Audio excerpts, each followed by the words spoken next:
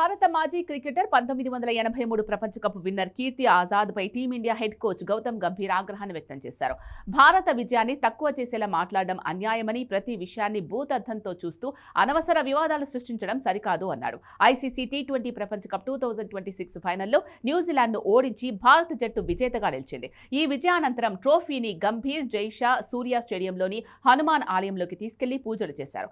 ICC ట్రోఫీని Hanuman ఆలయంలోకి తీసుకుపోవడాన్ని కీర్తి Azad తప్పుపడుతూ social media వేదికగా విమర్శలు గుప్పించాడు. ఇది భారత జట్టుకు అవమానకరమని మండిపడ్డాడు. టీమిండియా ఏమైనా సూర్యకుమార్ యాదవ్, జైషా సొత్తా అని ఘాటు వ్యాఖ్యలు చేశాడు. 1983లో కపిల్ దేవ్ సారథ్యంలో తాము ప్రపంచ కప్ గెలిచినప్పుడు జట్టులో హిందూ, ముస్లిం, సిక్కు, క్రైస్తవులు ఉన్నారని, ఆ ట్రోఫీని మా మాతృభూమి అయిన హిందుస్థాన్కు తీసుకొచ్చామని అన్నాడు. కానీ ఇప్పుడు భారత్ గెలిచిన ట్రోఫీని ఇలా ఒక మతానికి ఎలా అంటగడుతున్నారంటూ ప్రశ్నించాడు. మసీదు, చర్చి, గురుద్వారాకు ఎందుకు తీసుకెళ్లలేదని, ఈ జట్టు భారతదేశానికి ప్రాతినిధ్యం వహిస్తుంది అన్నాడు. ఈ జట్టేం సూర్యకుమార్ యాదవ్, జైషా కుటుంబానిది కాదు అన్నాడు. ఈ ట్రోఫీ భారత్లోని 140 కోట్ల జనాభాకు చెందుతుందని, ఇది కేవలం ఒక్క మతానికి చెందిన విజయ యాత్ర కాదని కీర్తి ఆజాద్ ట్వీట్ చేశాడు.